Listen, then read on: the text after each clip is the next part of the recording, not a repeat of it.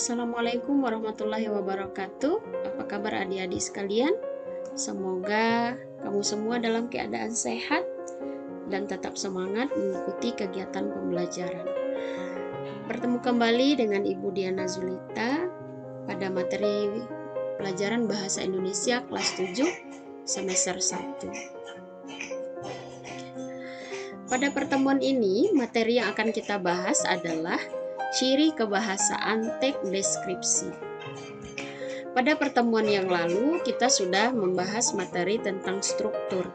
Jadi ini merupakan materi lanjutan dari teks deskripsi, tetapi masih dengan KD yang sama, yaitu KD 3.2, menelaah struktur dan kebahasaan dari teks deskripsi tentang sesuatu, objek budaya, atau peristiwa alam, sosial, di sekitar siswa yang didengar dan dibaca.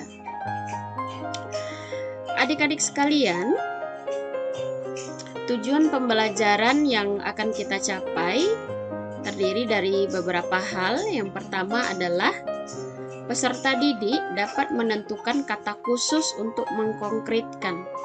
Yang kedua, peserta didik dapat menentukan kalimat rincian dalam teks. Yang ketiga, peserta didik dapat menentukan majas yang digunakan di dalam teks. Keempat, peserta didik dapat menentukan bahasa sehingga pembaca seolah-olah melihat, mendengar, dan merasakan apa yang dideskripsikan. Terakhir, peserta didik dapat menentukan kata ganti yang digunakan di dalam teks deskripsi. Kita masuk ke ciri kebahasaan yang pertama, yaitu menggunakan kata-kata khusus untuk mengkonkretkan. Contohnya, warna dirinci menjadi merah, kuning, atau hijau. Jadi di dalam teks deskripsi tidak hanya digunakan kata warna, karena warna bersifat kata umum. Nah, jadi warna ini dirinci kembali. Misalnya, benda tersebut berwarna merah, langit berwarna biru, dedaunan berwarna hijau. Jadi dirinci kembali. Karena di dalam teks deskripsi sebuah objek digambarkan sedemikian rupa sehingga pembaca dapat memahami, dapat membayangkan. Berikutnya adalah menggunakan kalimat rincian untuk mengkonkretkan. Nah, jadi tadi menggunakan kata untuk mengkonkretkan, sekarang juga kalimat untuk mengkonkretkan. Nah, sebagai contoh, ibuku orang yang sangat baik. Nah, itu adalah sebuah kalimat ya.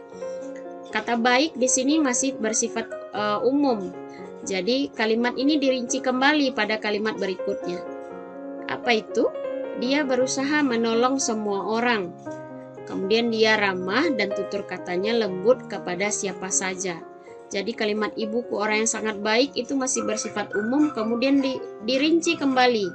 Kebaikannya itu terletak di mana?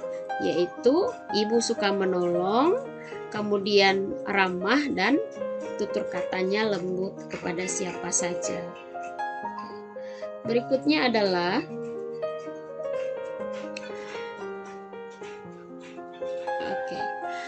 menggunakan majas untuk melukiskan secara konkret. Apakah kamu pernah mendengar kata majas atau sudah mengetahui artinya? Nah, majas adalah gaya bahasa yang digunakan oleh seseorang untuk menyampaikan maksudnya secara kias atau konotasi. Nah, sebagai contoh penggunaan majas di dalam teks deskripsi, hamparan laut biru Toska seperti permadani indah yang terbentang luas. Nah, dalam kalimat ini majas yang digunakan adalah majas asosiasi. Apa itu majas asosiasi? Yaitu majas yang membandingkan dua hal yang berbeda tetapi dianggap sama. Nah, dalam kalimat ini apa yang dibandingkan? Yaitu hamparan laut biru Toska dibandingkan dengan permadani yang indah. Contoh lainnya adalah angin pantai dengan lembut mengelus wajah kita. Dalam kalimat ini majas yang digunakan adalah majas personifikasi. Nah, apa itu majas personifikasi? yaitu majas yang menganggap benda mati seolah hidup layaknya seperti manusia, dapat melakukan aktivitas seperti manusia. Nah, apa benda mati di dalam kalimat ini? Yaitu angin pantai. Nah, apa tindakan yang dilakukannya? Yaitu mengelus wajah kita. Nah, untuk lebih jelasnya, kamu dapat menyimak materi majas pada video penjelasan seperti berikut ini. Oke, kita simak sejenak supaya kamu memiliki gambaran tentang majas.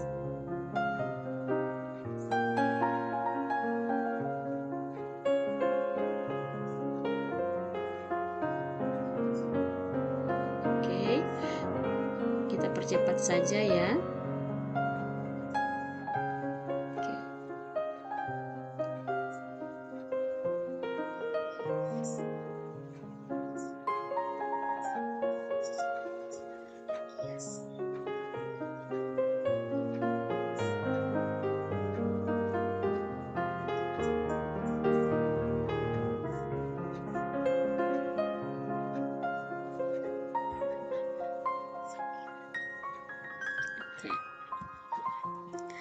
Nah, baik. Video penjelasan tentang majas bisa kamu simak setelah ini ya. Kita kembali dulu ke ciri kebahasaan. Itu tentang majas tadi ya. Sekarang kita lanjut ke ciri kebahasaan lainnya, yaitu menggunakan bahasa sehingga pembaca seolah-olah melihat, mendengar, dan merasakan apa yang dideskripsikan. Oke, contoh bahasa yang digunakan dalam teks deskripsi. Gemerisik dedaunan membangunkan burung-burung yang sedang tidur. Nah, dalam kalimat ini, ketika membaca, pembaca seolah dapat mendengar. Jadi ketika ada angin bertiup, itu daun-daun bergemerisik. Nah, kemudian contoh kalimat kedua, langit yang berwarna biru cerah diselilingi awan-awan berkelompok. Nah, dalam kalimat ini pembaca seolah dapat melihat secara langsung, yaitu digambarkan langit yang berwarna biru cerah, kemudian ada awan-awan putih yang berkelompok. Contoh kalimat ketiga, udara terasa dingin pagi itu. Jadi kata-kata dingin ini, terasa dingin, itu membuat pembaca seolah merasakan. Seperti di dalam kalimatnya, merasa dingin. Oke, berikutnya adalah penggunaan kata ganti di dalam teks deskripsi. Nah, apa sih itu kata ganti? Iya. Mari kita lihat dulu penjelasan tentang kata ganti.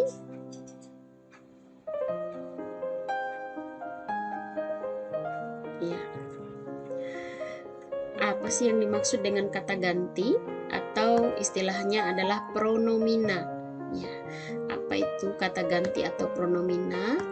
Yaitu kata yang digunakan sebagai pengganti subjek atau objek yang berupa benda ataupun orang dengan tujuan atau dengan fungsi sebagai efisiensi dan efektivitas kalimat dalam sebuah wacana atau paragraf. Nah, dengan adanya kata ganti ini tidak perlu menulis nama orang atau nama benda secara berulang. Nah, cukup menggunakan kata ganti. Nah, cirinya ada 3, yaitu sebagai pengganti subjek atau objek, kemudian acuannya bisa berubah-ubah, kemudian dapat menyesuaikan dengan konteks kalimat. Jadi kata ganti itu digunakan menyesuaikan dengan konteks kalimat. Nah, kata ganti ini terdiri dari beberapa jenis, yaitu kata ganti orang, kata ganti penunjuk, kata ganti kepemilikan, kemudian kata ganti penanya, dan kata ganti ada kata ganti penghubung dan kata ganti tak tentu ya. Oke. Nah, untuk lebih lengkapnya kamu nanti dapat membaca penjelasan lengkap tentang kata ganti. Ya. Nah, kalau untuk kata ganti orang sendiri itu terbagi atas 3. Kata ganti orang pertama dibagi lagi menjadi 2, kata ganti orang pertama tunggal, kata ganti orang pertama jamak. Kemudian ada kata ganti orang kedua tunggal, orang kedua jamak, dan kata ganti orang ketiga jamak, orang ketiga tunggal. Nah, silahkan nanti disimak kembali penjelasan tentang materi ini. Kita kembali ke ciri kebahasaan. Nah, contohnya di dalam penggunaan di dalam teks deskripsi, misalnya kata kucingku. Jadi ku di sini bisa berupa kata ganti orang pertama tunggal. Kemudian ada ibuku, sama dengan kucingku ya. Ku di sini bisa bermakna kata ganti orang pertama tunggal, bisa juga sebagai kata ganti kepunyaan. Kemudian ada kata memasuki wisata ini. Jadi kata ini adalah kata ganti tunjuk, kata ganti penunjuk. Kemudian Anda akan disambut. Nah, kata Anda ini merupakan kata ganti orang kedua tunggal. Baik, adik-adik sekalian, itu tadi penjelasan tentang ciri kebahasaan dari teks deskripsi. Sekarang kita coba latihan menelaah ciri kebahasaan dari sebuah teks. Mari kita baca bersama teksnya.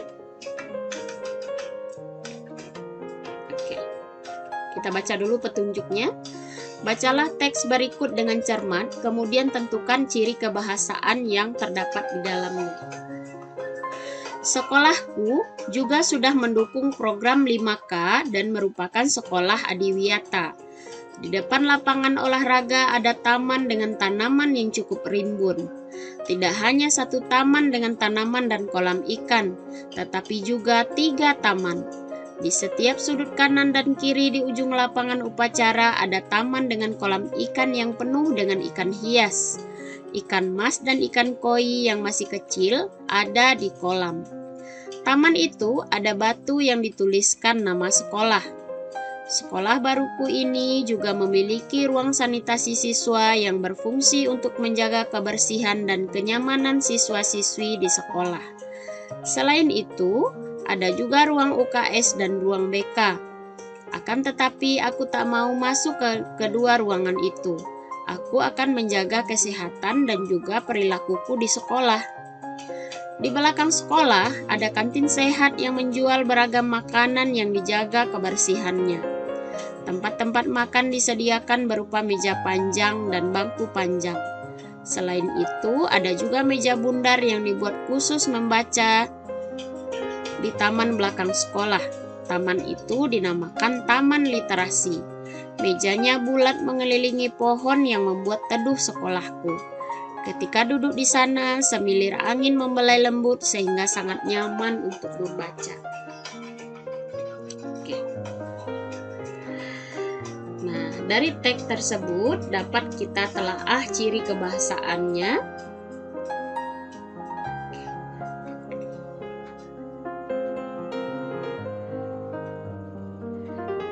Yang pertama adalah kata khusus untuk mengkonkretkan. Nah, kata khususnya apa? Tadi kita menemukan ada kata ikan. Jadi dikhususkan kembali ikan apa ini maksudnya, itu ikan mas dan ikan koi. Jadi ikan mas dan ikan koi itu sudah bermakna khusus ya. Tidak bisa dirinci lagi menjadi kata-kata yang lainnya. Yang kedua adalah kalimat rincian dalam teks yang kita temukan.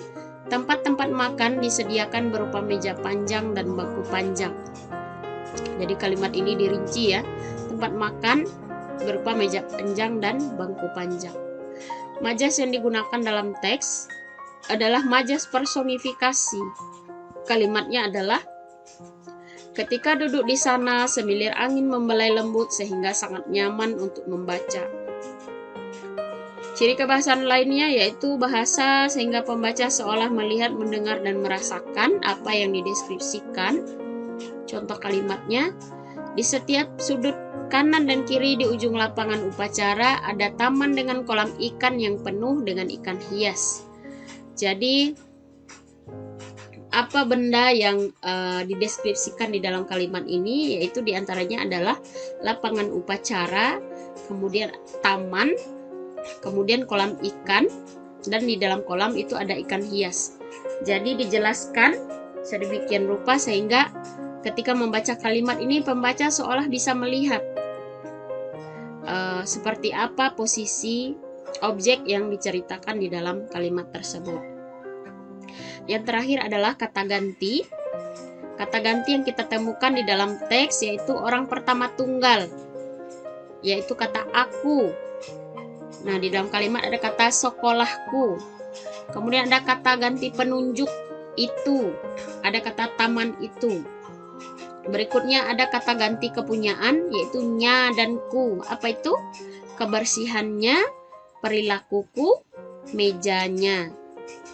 Oke, itu dia untuk materi ciri kebahasaan teks deskripsi. Ibu berharap kamu dapat memahami. Jangan lupa untuk menyimak video penjelasan tentang majas, kemudian menyimak literatur tentang kata ganti agar pemahamanmu menjadi lebih baik lagi. Semoga video ini bermanfaat. Teruslah belajar apapun keadaannya. Demikian, mohon maaf atas kekurangan. Assalamualaikum warahmatullahi wabarakatuh.